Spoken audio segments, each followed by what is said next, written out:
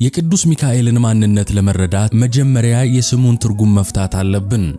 ስሙ እንዲሁ መጠሪያ ብቻ አይደለም። ስሙ ታሪክ ነው። ስሙ ኃይል ነው። ሚካኤል የሚለው ቃል ከዕብራይስጥ የተወሰደ ሲሆን ትርጉሙም መኑ ከመ እግዚአብሔር፣ እንደ እግዚአብሔር ያለ ማን ነው ማለት ነው። ይህ ስም የተሰጠው በምክንያት ነው። በሰማያት ሰልፍ በሆነ ጊዜ ያ የንጋት ኮከብ የተባለ ሳጥናኤል በትዕቢት ተወጥሮ እኔ ፈጣሪ ነኝ፣ ዙፋኔን ከልዑል በላይ ከፍ ከፍ አደርጋለሁ ብሎ በተነሳ ጊዜ ሌሎች መላእክት በድንጋጤ ሲዋጡ፣ አንድ ታማኝ መልአክ ግን በመካከል ቆመ። የትዕቢተኛውን ኃይል በመቃወም በትሕትና አንገቱን ዝቅ አድርጎ እንደ እግዚአብሔር ያለ ማን ነው ሲል ተናገረ። የሳጥናኤል ትንቢት ወደ ጥልቁ ሲጥለው፣ የቅዱስ ሚካኤል ትሕትና ግን ወደ ሰማይ ማማ ወጣው። ትሕትናው ሰውን ብቻ ሳይሆን መላእክትንም ያስደንቃል። ስለዚህም እግዚአብሔር ሹመትን ሰጠው። በኢዮር በራማና በኤረር ለሚኖሩት ለ99ኙ ነገደ መላእክት አለቃ አደረገው። ዛሬ የመላእክት አለቃ ብለን የምንጠራው በጉልበት ወይም በኃይል ብቻ ሳይሆን ፈጣሪውን በማክበር ባገኘው የጸጋ ሹመት ነው። እርሱ የመላእክት ሁሉ መሪ ሆነ። ሳጥናኤል የወደቀበትን ቦታ ቅዱስ ሚካኤል ተካው። የሚገርመው ግን የዚህ መልአክ የተፈጥሮ ውበት ነው። እስቲ በዓይነ ሕሊናችሁ ተከተሉኝ። ሊቁ ቅዱስ ያሬድ በሰማያዊ ምስጢር ተመስጦ የዚህን መልአክ ውበት ሲገልጽ ቃላት ያጥረዋል። እንዲህ ይላል፣ የሚካኤል የክንፉ መልክ ነበልባላዊ እሳትን ይመስላል፣ ከአንደበቱም ነጎድጓድ ይወጣል። እስቲ ያስቡት፣ እንደ እሳት የሚንቀለቀል ክንፍ ያለው ግርማው የሚያንቀጠቅጥ ኃያል መልአክ።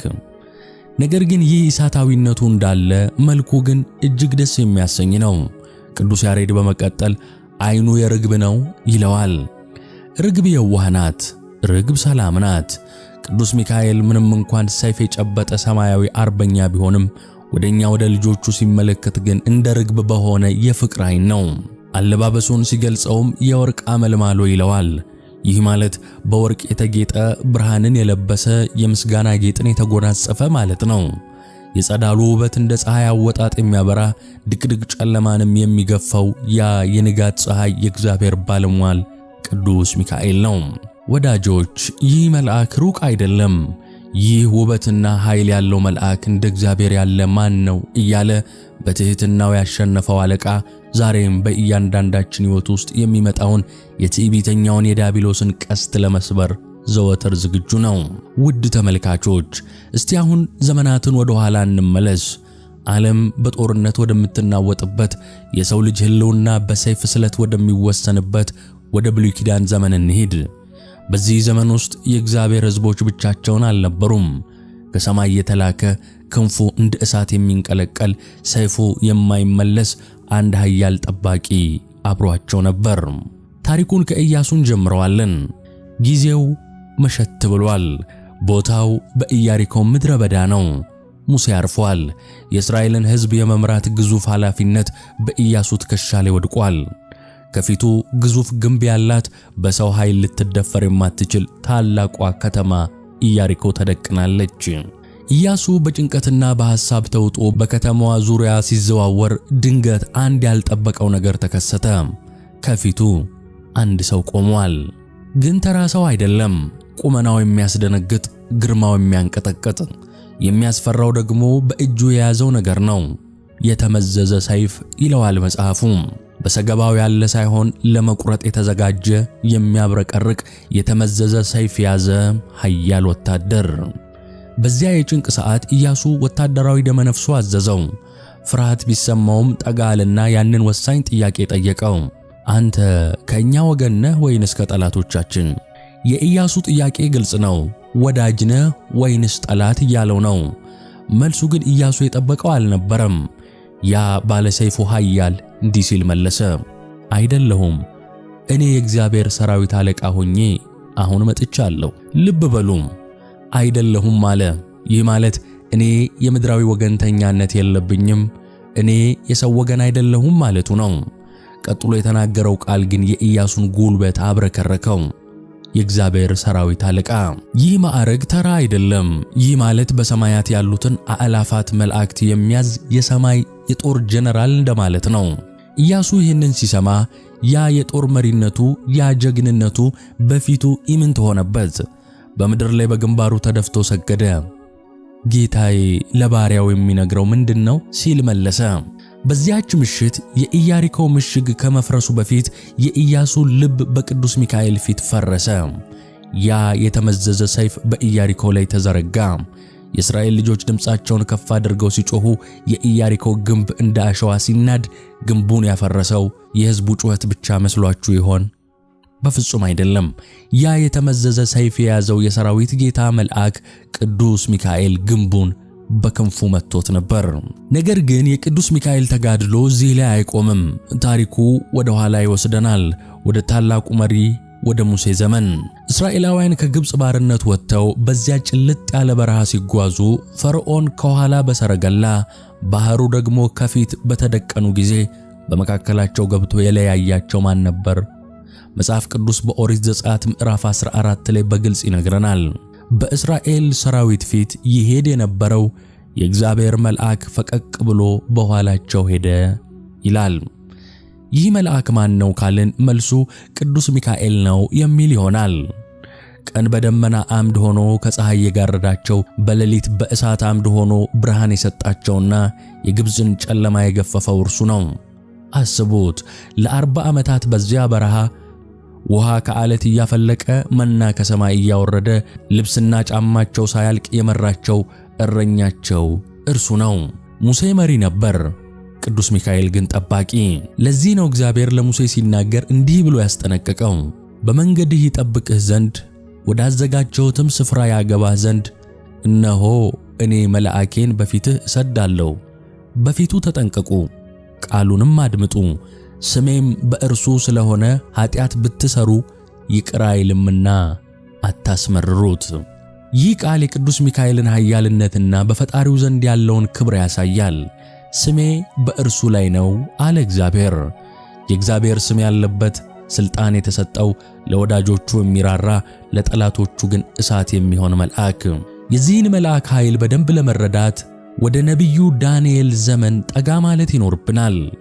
ነቢዩ ዳንኤል በባቢሎን ምርኮ እያለ ለሕዝቡ ነፃነት እያለቀሰ ለ21 ቀናት ጾመ። ነገር ግን ጸሎቱ የደረሰ አልመሰለውም ነበር። ለምን ዘገየ?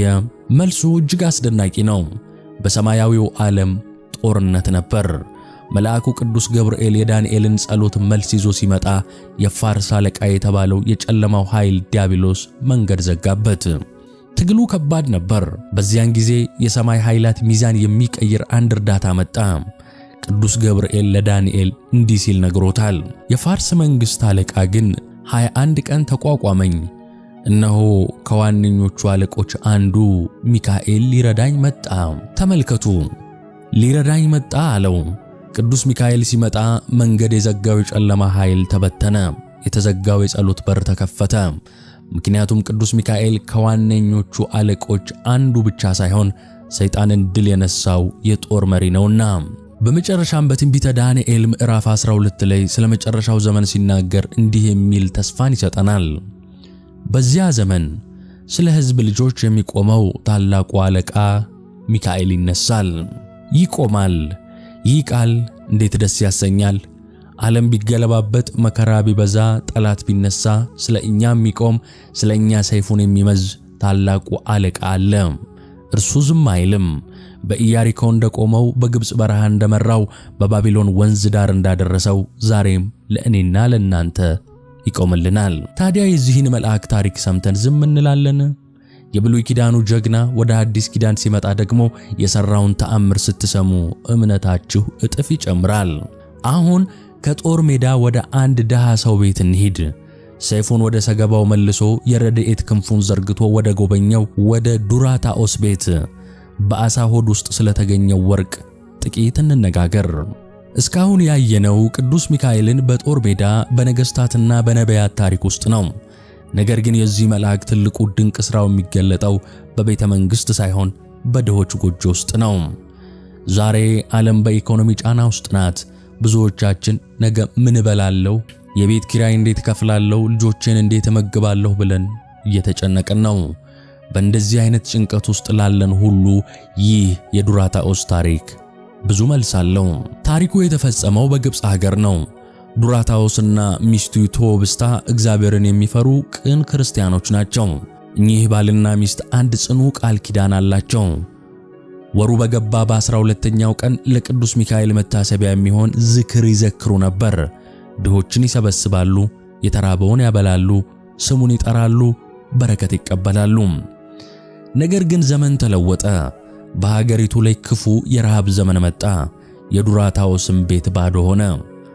ሀብታቸው አለቀ፣ ከብቶቻቸው ተሸጡ፣ የመጨረሻዋ ደረጃ ላይ ደረሱ።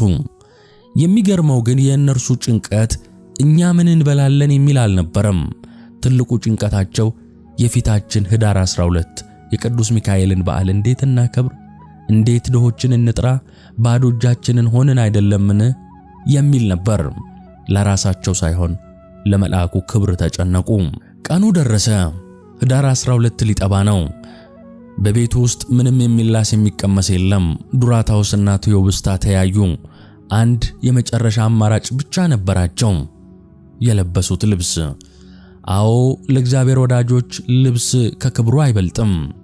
ዱራታዎስ ሚስቱን ይህንን ልብሴንና ያንቺን ልብስ ወስጄ ልሽጠው፣ በዓሉ እንዳይቀርብን መልአኩም እንዳያዝንብን አላት። እርሷም በደስታ ሰጠችው። አስቡት ወዳጆች፣ አንድ ሰው ያለውን የመጨረሻ ልብስ አውልቆ ለመሸጥ ሲሄድ የሚሰማውን ስሜት። ዱራታዎስ ልብሶቹን ተሸክሞ ወደ ገበያ ወረደ። በመንገድ ላይ ሳለ ግን አንድ እንግዳ ነገር ተፈጠረ። አንድ ግርማው የሚያስደነግጥ መልኩ እንደ ፀሐይ የሚያበራ የንጉሥ ሰራዊት አለቃ መኮንን የሚመስል ሰው በፊቱ ቆመ። አንዳንድ መዛግብት ፈረስ ላይ ተቀምጦ ነበር ይላሉ። ይህ መኮንን ዱራታዎስን ጠራው። ዱራታዎስ ሆይ ወዴት ትሄዳለህ? ዱራታዎስ ደነገጠ። ስሙን የሚያውቅ ይህ ጌታ ማን ነው? በትሕትና መለሰ፣ ጌታ ሆይ የቅዱስ ሚካኤል መታሰቢያ በዓል ደርሶብኝ እጅ ስላጠረኝ ለዝክሩ መፈጸሚያ የሚሆን እህል ለመሸመት እነዚህን ልብሶች ልሸጥ ወደ ገበያ እየሄድኩ ነው ብሎ መለሰ። መኮንኑ ፈገግ አለ። የዱራታዎስን ልብስ አየ። ከዚያም እንዲህ አለው፣ ልብሶቹን አትሽጥ፣ ይልቁንስ ወደ ነጋዴዎች ሂድ፣ የሚያስፈልገህን ሁሉ እዘዝ። ዱራታዎስ ግራ በመጋባት ጌታዬ ገንዘብ እኮ የለኝም፣ በምን አቅሜ ነው የምገዛው አለው። መኮንኑም መለሰ፣ ዋስ አለኝ በላቸው። ዋስህ ማን ነው ሲሉህ፣ ያ መኮንን የሰራዊት አለቃው ዋስ ሆኖኛል በላቸው። እኔ ከፍላለሁ፣ ነገር ግን አንድ ማስጠንቀቂያ አለኝ። ከባለ ዓሣው የምትገዛውን ዓሣ እኔ ወደ ቤትህ እስክመጣ ድረስ ሆዱን እንዳትቀድ እንዳትቆርጠውም ብሎ አዘዘው። ዱራታዎስም እንደታዘዘው አደረገ። ልብሱን ሳይሸጥ በታላቅ እምነት ወደ ነጋዴዎቹ ሄደ። ወደ ባለ በጉ ሄዶ በግ ስጠኝ፣ ያ መኮንን ዋሴ ነው አለ። ሰጠው። ወደ ባለ ስንዴውም ሄዶ ስንዴውን ስጠኝ፣ ያ መኮንን ይዋሰኛል አለ። እርሱም ሰጠው። ወደ ባለ ዓሣውም ሄደ። አንድ ትልቅ ዓሣ መርጦ ወሰደ። ዕቃውን ሁሉ አስጭኖ ወደ ቤቱ ገባ። ባለቤቱ ቴዎብስታ ባየችው ነገር ተደነቀች። ይህን ሁሉ ከየት አመጣኸው አለችው። ዱራታዎስም ያጋጠመውን ሁሉ ነገራት። አንድ ሩህሩህ መኮንን ዋስ ሆነኝ አላት። ቤቱ በታላቅ ደስታ ተሞላ። ድሆች ተጠሩ፣ ማዕድ ተዘጋጀ፣ እንጀራው ተጋገረ። የቅዱስ ሚካኤል በዓል በታላቅ ድምቀት ተከበረ። ነገር ግን የዱራታዎስ ልብ ውስጥ አንድ ፍርሃት አለ። ዋስ የሆነኝ መኮንን ካልመጣ ዕዳውን ማን ይከፍልልኛል? ባለ ዓሣው፣ ባለ በጉ፣ ባለ ስንዴው ነገ ገንዘባቸውን ሲጠይቁኝ ምን እላለሁ ብሎ ተጨነቀ። ምሽት ሲሆን እንግዶቹ ሁሉ ተመግበው ከቤቱ ሲወጡ ዱራታዎስም በሩ ላይ ሆኖ የመኮንኑን መምጣት ይጠባበቅ ጀመር። ድንገት ያ መኮንን በዱራታዎስ ቤት ተገኘ።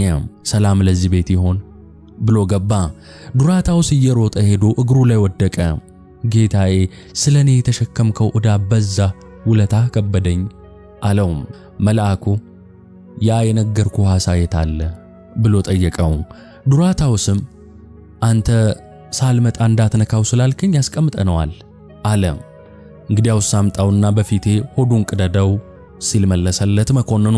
ዱራታዎስ ቢላዋውን አምጥቶ በሚስቱና በመኮንኑ ፊት የዛን ትልቅ ዓሣ ሆድ ሰነጠቀው። ተመልካቾች ዓይናችሁን ጨፍኑና ይህንን ነገር ለመሳል ሞክሩ። ከዓሣ ሆድ ውስጥ ምን የተገኘ ይመስላችኋል? አንጀት? የሆድ ዕቃ? በፍጹም አይደለም። ከዓሣ ሆድ ውስጥ 300 ዲናር ወርቅ መፍሰስ ጀመረ። ቤቱ በብርሃን ተሞላ። ዱራታውስና ቴዎብስታ በድንጋጤ ደርቀው ቀሩ። ይህ እንዴት ይሆናል? ከዓሣ ሆድ ውስጥ እንዴት ወርቅ ይወጣል? በዚያን ጊዜ የመኮንኑ መልክ ተለወጠ። ያ ሰይፍ የያዘው እጅ አሁን የመስቀል ምልክት ይዞ ባረካቸው። ድምፁ እንደ ነጎድጓድ፣ ቃሉ እንደ ማር እየጣፈጠ መጣ። እንዲህ አላቸው፣ ዱራታኦስ ሆይ አትደንግጥ። የልቦናህን ቅንነት የሐሳብህን ንጽሕና ያየ እግዚአብሔር ልኮኛል። እናንተ ለእኔ ለባሪያው ቀን የሰጣችሁትን ክብር አምላኬ እጥፍ አድርጎ መልሶላችኋል። ይህ በዓሣ ሆድ ከተገኘው 100 ዲናር ለባለ ዕዳዎችህ ክፈሉ። 100ን ለልጆቻችሁና ለትውልዶቻችሁ አስቀምጡ። የቀረውን 100 ደግሞ ለድሆችና ለተቸገሩት መጽውቱ አላቸው። ዱራታኦስ እንባ እየተናነቀው ጌታዬ አንተ ማን ነህ ሲል ጠየቀ። መልአኩ ክንፉን ዘርግቶ ወደ ላይ እየወጣ እንዲህ አለው፣ እኔ የእግዚአብሔር ምሕረትን ወደ ሰው፣ የሰውን ጸሎት ወደ እግዚአብሔር የማደርስ በኃያሉ ዙፋን ፊት የምቆመው የመላእክት ሁሉ አለቃ ሚካኤል ነኝ አለው። ወዲያውኑም ተሰወረ። ተመልከቱ፣ እግዚአብሔር ሲሰጥ እንዲህ ነው፣ ሲሰጥ አትረፍርፎ ነው። ዱራታውስ የሰጠው ልብሱን ነበር፣ ያገኘው ግን ወርቅ ነው። ዛሬም በቤት ውስጥ ምንም የለኝም ብላችሁ ለምታለቅሱ፣ የምትበሉት ላጣችሁ የዱራታውስ አምላክ የቅዱስ ሚካኤል ጌታ ዛሬም አለ። ዋስ የሚሆን ዕዳን የሚከፍል ከማይገመት ቦታ በረከትን የሚያወጣ ቅዱስ አምላክ አለን። ግን ታሪኩ እዚህ ላይ አያበቃም። ቅዱስ ሚካኤል ለግለሰብ ብቻ አይደለም የደረሰው፣ ቤተ ጣዖትን ወደ ቤተ ክርስቲያን የመለወጥ ኃይልም አለው። ቀጥሎ ስለ ንግሥት ክሊዮፓትራና ስለ ባህሩ ማዕበል የምነግራችሁ ጥቂት ነገር አለኝ። ተአምሩ በድሆች ቤት ብቻ አልቆመም። የቅዱስ ሚካኤል ክንድ ከግለሰብ አልፎ ታሪክን የመቀየር የሀገርን ዕጣ ፈንታ የመለወጥ ኃይል አለው። አሁን ከዱራታውስ ጎጆ ወጥተን ወደ ታላቋ ከተማ ወደ እስክንድሪያ ወደ ንግሥት ክሊዮፓትራ ዘመን እንሻገር። ብዙዎቻችሁ ስለ ንግሥት ክሊዮፓትራ ዝና፣ ውበትና ሥልጣን ሰምታችሁ ይሆናል። ነገር ግን ከስሟ በስተጀርባ ስላለው አንድ የጨለማ ታሪክና ያንን ታሪክ ስለቀየረው ብርሃን ጥቂት እንነጋገር። በጥንቷ እስክንድሪያ ንግሥት ክሊዮፓትራ ያሰራችው አንድ እጅግ ግዙፍ ለዓይን የሚያስፈራ ቤተ ጣዖት ነበር።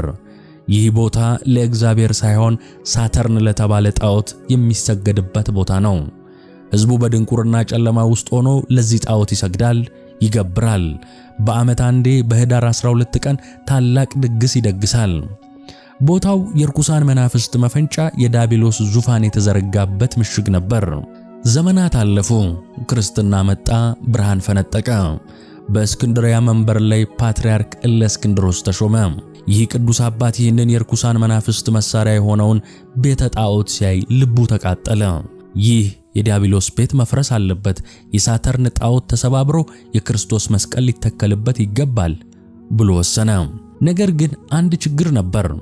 ሕዝቡ ለዘመናት የለመደውን በዓል የሚጨፍርበትንና የሚደሰትበትን ቀን መተው አልቻለም።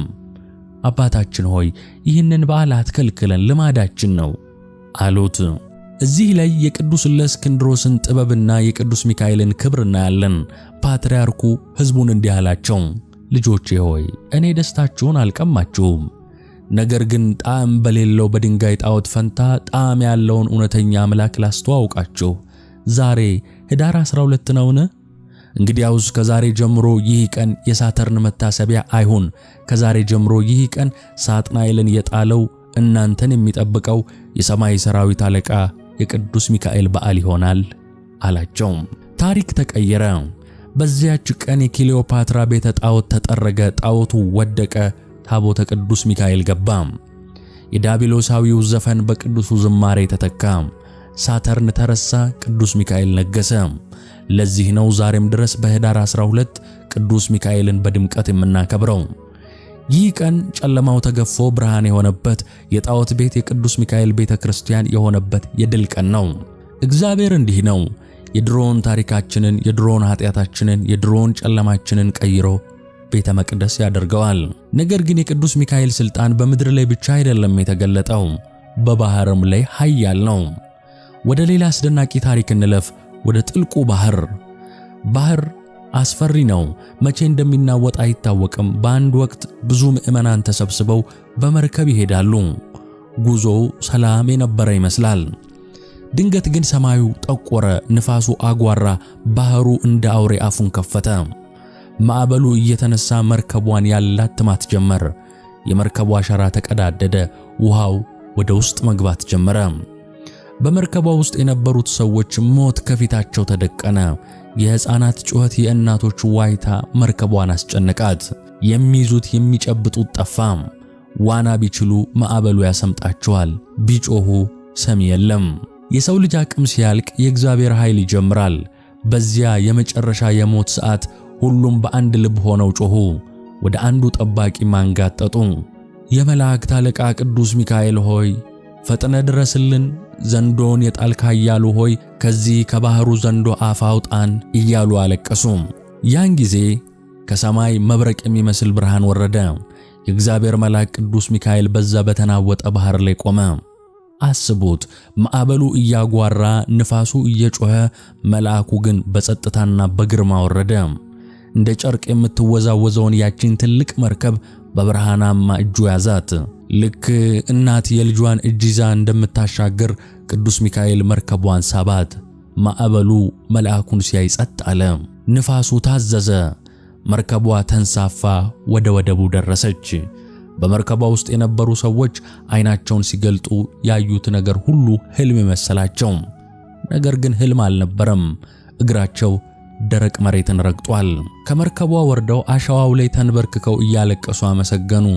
ሞተን ነበር፣ ነገር ግን ዳንን፣ ጠፍተን ነበር፣ ነገር ግን ተገኘን እያሉ አነቡ። ውድ ተመልካቾች፣ ይህ ታሪክ የድሮ ተረት አይደለም። ዛሬም ብዙዎቻችን በሕይወት ባህር ውስጥ እየታገልን አለን። የኑሮ ማዕበል፣ የችግር ማዕበል፣ የህመም ማዕበል፣ የጥርጣሬ ማዕበል እያላተመን ይሆናል። ልሰጥም ነው፣ አለቀልኝ እያልን ነው። ግን አይዟችሁ፣ የክሊዮፓትራን ጣዖት ያፈረሰ፣ መርከቧን ከማዕበል ያወጣ፣ ለዱራታኦስ በዓሣ ሆድ ወርቅ የላከ ያ ቅዱስ ሚካኤል ዛሬም በመርከባችን አለ።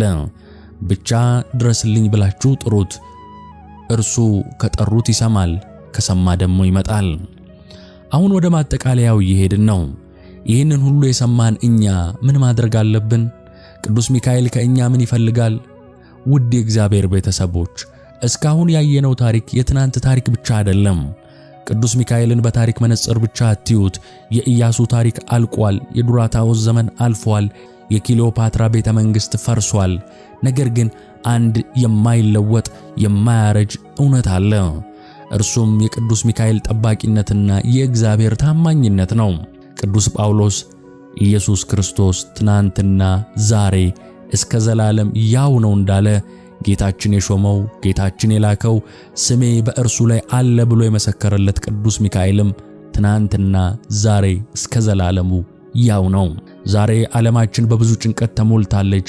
ምናልባት ይህንን ቪዲዮ የምትመለከቱት ከሆስፒታል አልጋ ላይ ሆናችሁ ሊሆን ይችላል። ምናልባት ነገ ምን እበላለሁ በማለት ይሆናል። ምናልባት በስደት ሀገር በብቸኝነትና በናፍቆት የምትቃጠሉም ትኖራላችሁ። ወይንም ደግሞ ማንም የማይረዳው ድብቅ የልብ ሐዘንና ጭንቀት ይዟችኋል። ለእናንተ አሁን የምስራች አለኝ። ያ በኢያሪኮ ምሽግ ፊት ለፊት ሰይፉን መዞ የቆመው ኃያል መልአክ ዛሬም በሁላችንም ችግር ፊት ለፊት ቆሟል። የእናንተ ኢያሪኮ ምንድነው? በሽታ ነውን? ድህነት ነውን? ትዳር ነውን? ወይንስ ተስፋ መቁረጥ ነውን? ወይንስ የእምነት ጥርጣሬ? ምንም ይሁን ምን ቅዱስ ሚካኤል የእግዚአብሔር ሰራዊት አለቃ እንደመሆኑ ያንን ችግር የሚያፈርስበት ሥልጣን አለው። አትጠራጠሩ። ዱራታኦስን አስቡ። ዱራታኦስ የሰጠው አንድ ልብሱን ነው፣ የተቀበለው ግን ወርቅ ነበር። እናንተም ለእግዚአብሔርና ለቅዱሳኑ ፍቅርና እምነትን ስጡ። እምነት ልክ እንደ ዱራታኦስ ልብስ ነው።